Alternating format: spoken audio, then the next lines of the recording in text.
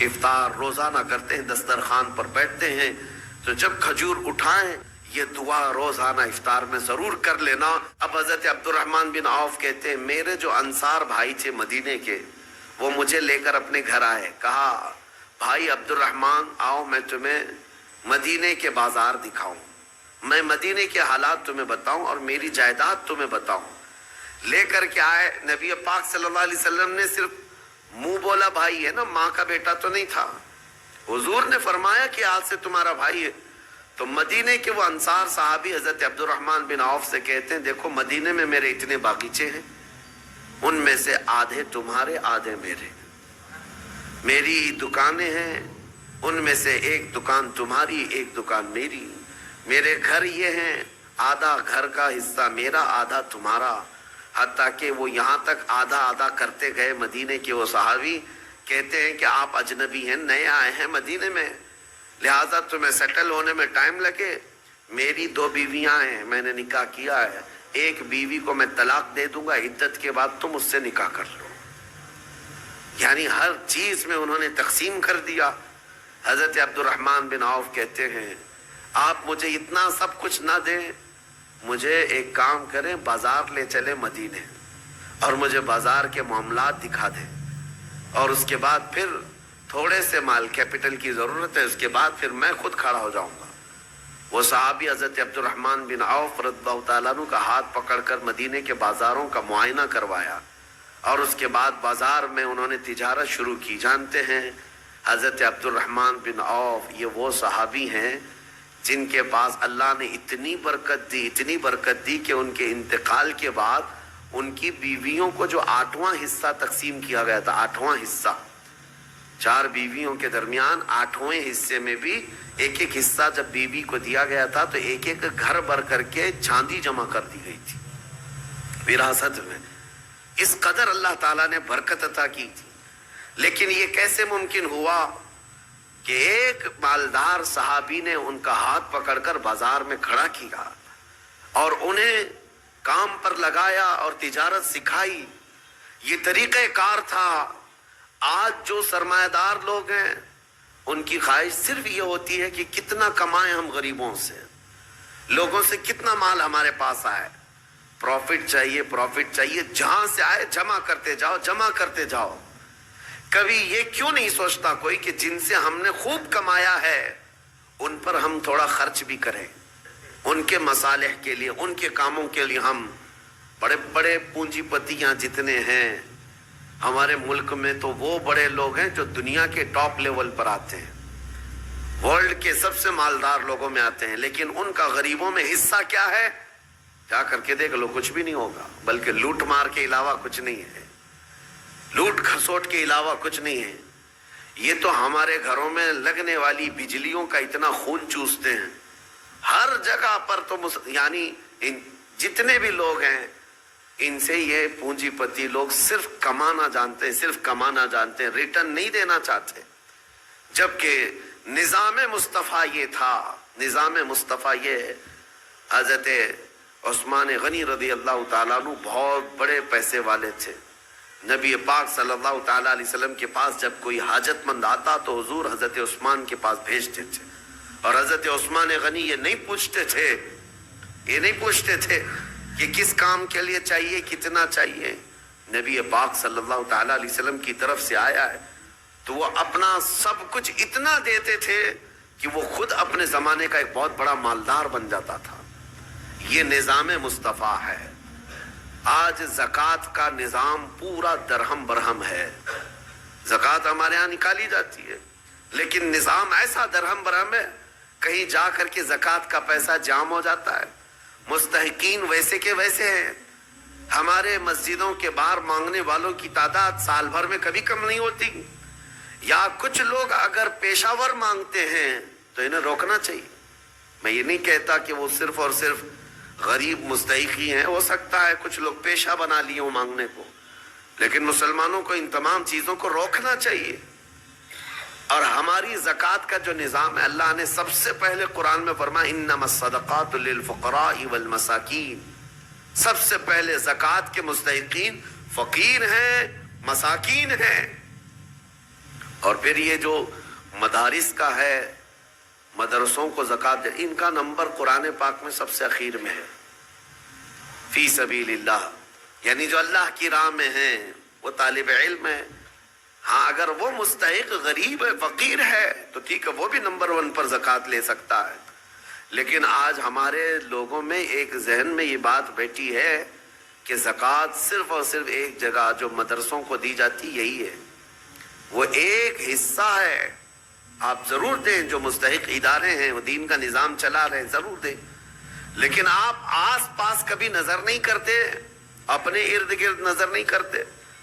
قرآن پاک میں ان فقیروں کا ذکر کیا گیا ہے کہ جو شرم کے مارے تم سے مانگتے نہیں، وہ حقیقت میں فقیر ہے. حیا کی وجہ سے تمہارے پاس ہاتھ نہیں پھیلاتے، وہ حقیقت میں فقیر ہیں، اور ان کو دینے پر اللہ تمہارے بہت بڑے اجر کا وعدہ فرمایا.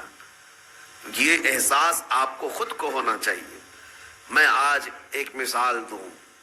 نبی پاک صلی اللہ تعالیٰ علیہ وسلم کا جو نظام ہے، سیدنا عثمان غنی رضی اللہ تعالیٰ عنہ کا جو مال تھا، حیرت ہوتی ہے آج بھی مدینہ طیبہ میں حضرت عثمان غنی کا اکاؤنٹ چل رہا ہے، آج بھی ان کے بینک کا کھاتہ چل رہا ہے. 14 صدیاں گزر گئی، ان کے نام کی جائیداد آج بھی موجود ہے.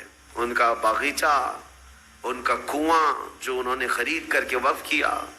جس کے پاس مال ہے وہ اگر اپنے سرمائے کو ریٹرن قوم تک پیش کرتا ہے تو اس کا مطلب یہ نہیں ہے کہ اس کا سرمایہ کم ہو جائے گا. تاریخ کی سچائیاں بتا رہی ہیں 14 سینچریاں گزر گئی لیکن ان کے مال میں ابھی بھی کمی نہیں ہے. مدینہ طیبہ میں ان کے نام کی پوری ہوٹل بھی ہے، وقف عثمان بن عفان. حضرت عثمان غنی رضی اللہ تعالیٰ عنہ کی وقف کی ہوئی چیزیں آج بھی مدینے میں موجود ہیں اور سرمایہ کما رہی ہیں، آج بھی کما رہی ہیں. مدینہ طیبہ میں جب حضور تشریف لائے حالات کیا تھے؟ ایک ہی کنواں تھا میٹھے پانی کا، اور وہ بھی یہودی کے قبضے میں تھا. وہ پانی بیچتا تھا تو پانی بیچا جاتا تھا. ظاہر سی بات ہے یہ استحصال آج بھی کچھ لوگ کرتے ہیں. جب ضرورت کی چیزیں نہیں ملتی مارکیٹ میں تو کچھ مالداروں کے پاس یہ چیزیں ہوتی ہیں اور وہ لوگوں کو جو 10 روپے کی وہ 100 روپے میں بیچتے رہتے ہیں. یہ احتکار اسلام میں ناجائز و حرام ہے. لوگوں کی مجبوری کا فائدہ اٹھانا. جب تمہارے لیے ضرورت تھی یہ 5 روپے کا ماسک جو ہے 50 روپے میں بھی بیچا جا رہا تھا کیونکہ اب لوگوں کو ضرورت تھی. تو لوگوں کی ضرورت کو دیکھ کر کے اس کا منافع بڑھا دینا اور لوگوں کی مجبوری کا فائدہ اٹھانا، اسلام اس کی کبھی اجازت نہیں دیتا. جب مدینہ طیبہ میں آئے ایک یہودی سب کو پانی بیچ رہا ہے، پینے کا پانی. صحابہ جو غریب تھے حضور کی بارگاہ میں آئے، عرض کیا کہ یا رسول اللہ صلی اللہ علیہ وسلم اتنی غریبی ہے کہ ہم پانی خرید کر نہیں پی سکتے. حضور اکرم صلی اللہ تعالیٰ علیہ وسلم نے اعلان فرمایا کوئی ہے ہم میں سے جو اس کنویں کو خرید کر کے اللہ کی رضا کے لیے وقف کرے اور مسلمانوں کو پانی پہنچائے، اس کے لیے اللہ تعالیٰ جنت کی پوری نہر عطا فرمائے. حضرت عثمان غنی کھڑے ہوئے، مال والے تھے، پیسے تھے. کہا کہ یا رسول اللہ صلی اللہ علیہ وسلم مجھے اجازت دیں، میں یہ سودا کرتا ہوں. گئے لیکن ماننا بھی تو چاہیے. جو مالک ہے کنویں کا اس کے پاس آئے، یہودی تھا. اس سے کہا تو یہ کنواں مجھے بیچ دے، اور ریٹ لگانا شروع کیا. کتنا جو تھا ہی نہیں اس وقت کا ریٹ. آپ نے 1000 درہم سے شروع کیا. 1000 2000 3000 4000 درہم چاندی کے سکے کو کہتے تھے. 10,000 درہم پر بھی لگایا، وہ دینے کو تیار نہیں ہوا. کہا نہیں میں بیچوں گا نہیں کنواں. پھر حضرت عثمان غنی نے ایک راستہ ہی نکالا. کہا اچھا ٹھیک ہے تو نہیں بیچے گا، پارٹنرشپ میں تو کر لیتے ہیں، آدھا آدھا کر لیں گے. تو آدھا مالک میں آدھا مالک، ایک دن تو بیچ ایک دن میں بیچوں گا. وہ اس بات پر راضی ہوا کہ کنواں تو میرے پاس ہی رہے گا، پارٹنرشپ میں لے لوں گا. 12,000 درہم چاندی کے سکے دے کر حضرت عثمان غنی نے کنویں کی آدھی ملکیت اپنے حاصل کر لی، آدھی ملکیت لے لی. اب اس کے بعد طے یہ پایا تھا کہ ایک دن یہودی کے قبضے میں رہے گا، ایک دن حضرت عثمان غنی کے قبضے میں رہے گا. اس کے قبضے میں جب ہے وہ پانی بیچے، جب ان کے قبضے میں ہو تو یہ پانی بیچے۔ حضرت عثمان نے آدھا پارٹنرشپ میں لیا اور مدینے میں آ کر اعلان کر دیا جسے پانی چاہیے وہ میری باری کے دن مفت میں لے جائے، جس کو اپنے پانی کی ضرورت ہے۔ مدینے کے غربا، مساکین اور سب اہل مدینہ حضرت عثمان کی باری کا انتظار کرتے، جس دن ان کی باری ہوتی سب پانی لے لیتے، اور جب یہودی کی باری ہوتی وہ مکھیاں مارتا بیٹھتا، کون خریدتا؟ جب پانی مفت میں تقسیم ہو رہا ہو تو پیسے دے کر اس سے کون لیتا؟ تو اس نے جو سودا کیا تھا پھر وہ کہنے لگا کہ میں تو گھاٹے کا سودا کر لیا۔ عثمان چالاکی کر گیا، یہودی کہتا رہا، اور اس کے بعد کئی دن تک اس کے کنویں پر کوئی خریدار نہیں آتا۔ تو اب حضرت عثمان کے پاس وہ آیا اور کہا باقی آدھا بھی خرید لو، آدھے کی جو پارٹنرشپ چلا رہے ہو باقی آدھا بھی تم خرید لو۔ حضرت عثمان غنی اس وقت کہتے ہیں اب مجھے خریدنا نہیں ہے، پارٹنرشپ پہ ہی چلیں گے، آدھے آدھے پر ہی چلیں گے۔ پھر حالات یہاں آئے کہ بہت اونے پونے اس یہودی کو چند سکوں پر، چند درہموں پر اپنا پورا کنواں دے کر جانا پڑا۔ حضرت عثمان غنی نے بہت مختصر سی دولت سے باقی کا کنواں خرید لیا، اور اس کے بعد بارگاہ رسالت مآب صلی اللہ علیہ وسلم میں حاضر ہوئے۔ عرض کرتے ہیں یا رسول اللہ صلی اللہ علیہ وسلم، اس کنویں کی ملکیت مجھے پوری کی پوری حاصل ہو گئی، میں آپ کو گواہ بنا کر عرض کرتا ہوں میں اس کنویں کی ملکیت سے دستبردار ہوتا ہوں، آج سے یہ کنواں صرف اور صرف اللہ کے نام پر وقف ہو گیا۔ جسے پانی چاہیے وہ کنواں آج بھی 1400 سال کے بعد پانی دے رہا ہے، مدینے میں آج بھی موجود ہے، پورے مدینے کو پانی پلایا۔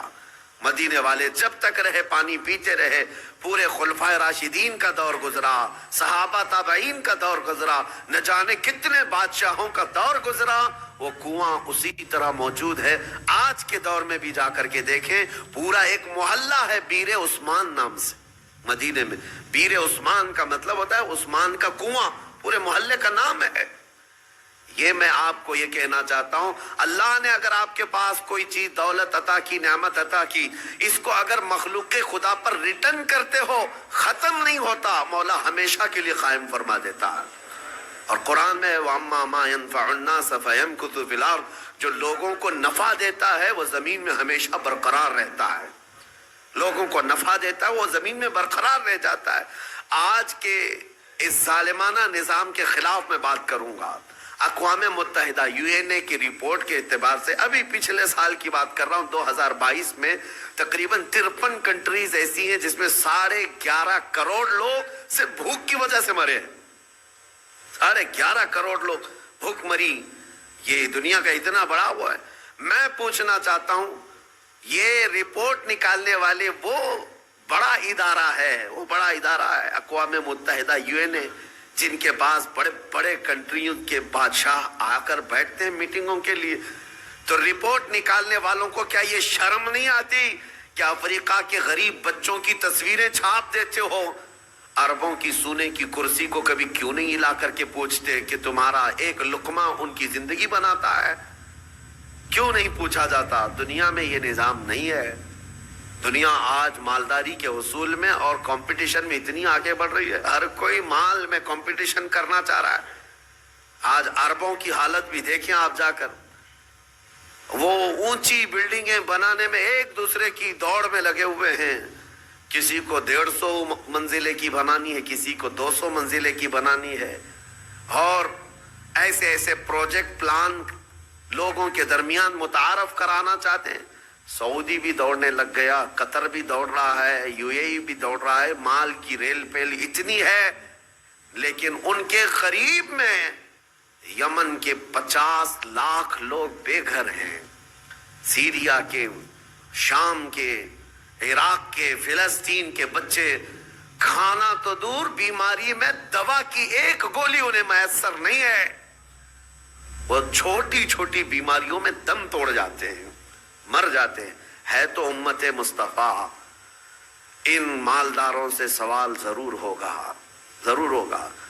ان کے بغل میں بلکہ ان کے سائے میں وہ تمام قومیں ہیں جو چیخ رہی ہیں، لیکن کسی کی چیخ ان کے کانوں تک نہیں آتی۔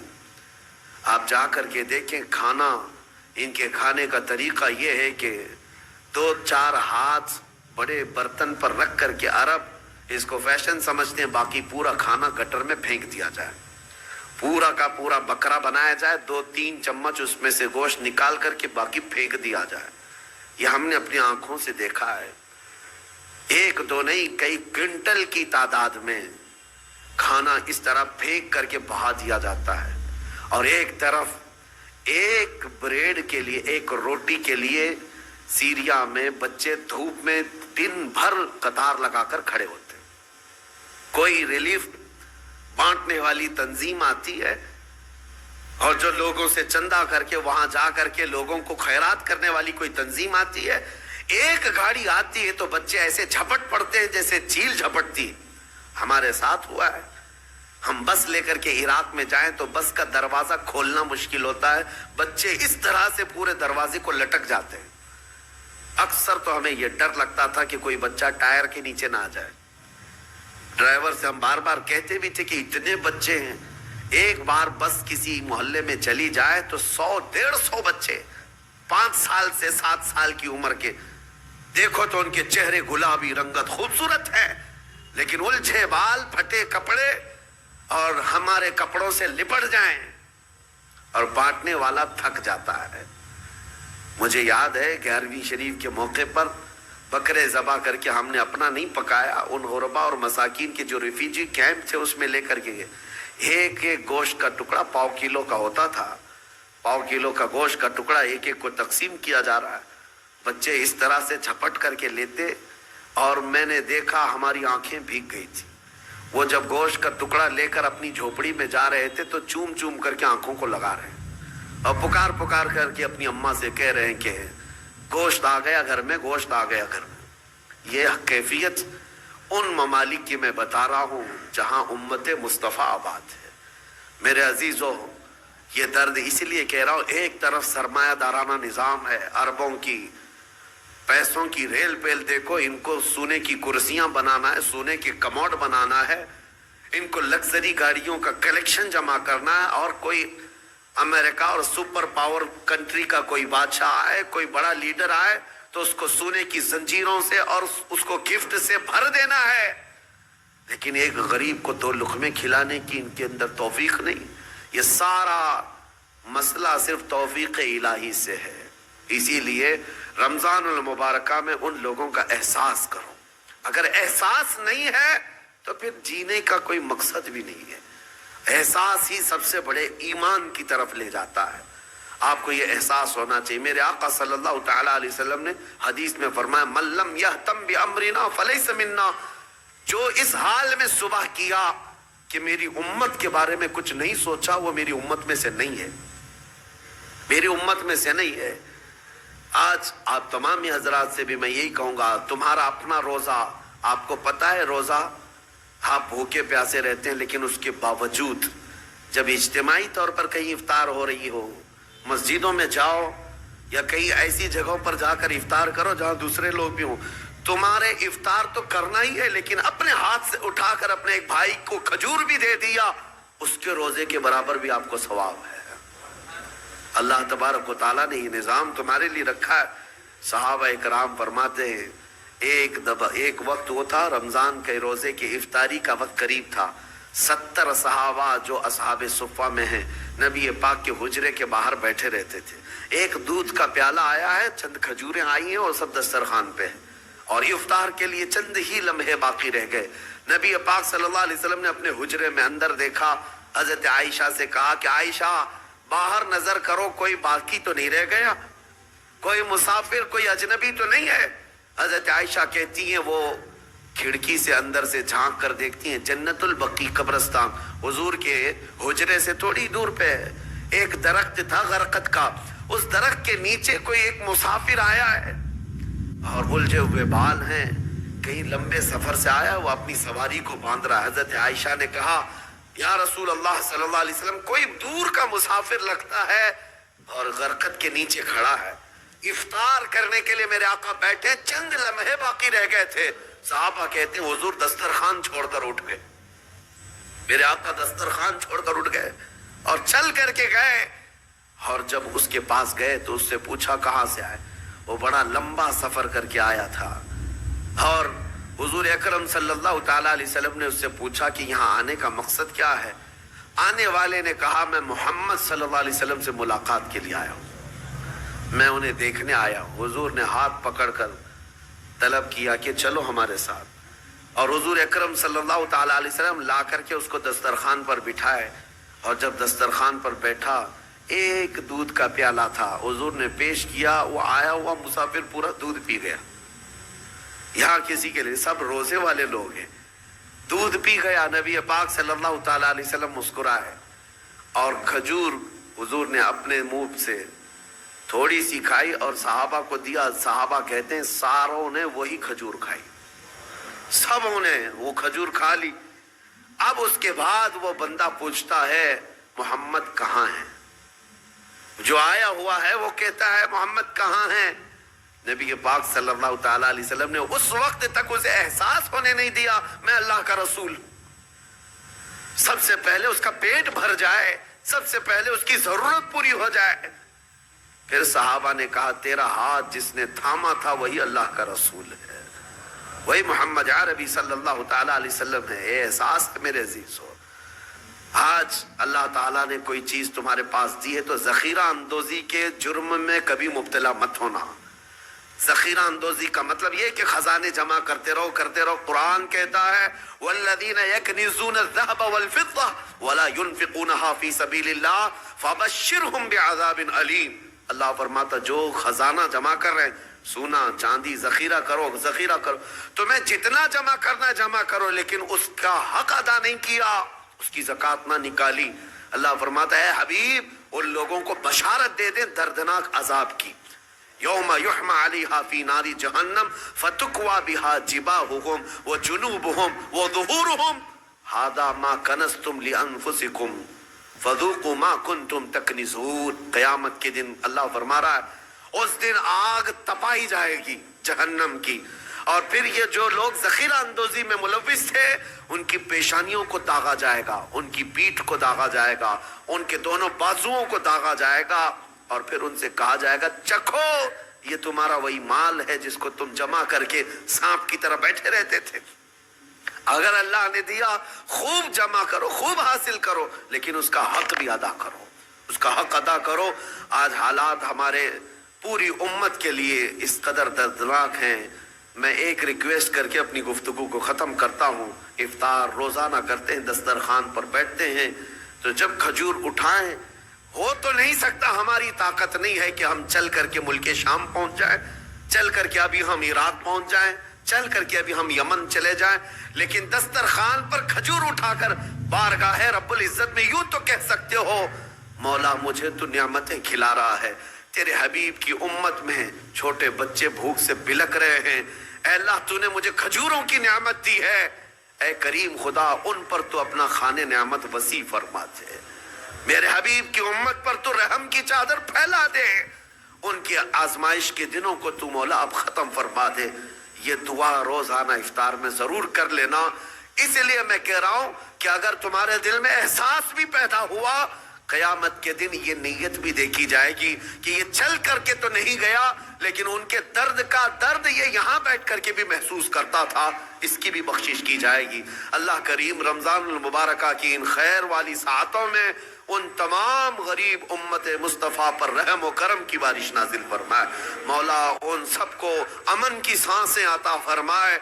رب ذوالجلال اس پاک مہینے میں ان غربا اور یتیموں کو جن کے ماں باپ کا سایہ ان کے سروں سے اٹھ چکا ہے، جن کا کوئی حامی و مددگار نہیں، مولا تو ان کا حامی و مددگار بن جا۔ اے کریم خدا تو ان کا ناصر و وکیل ہے، اے اللہ غیب سے ان کے لیے اسباب پیدا فرما۔ وآخر دعوانا ان الحمدللہ رب العالمین۔ السلام علیکم۔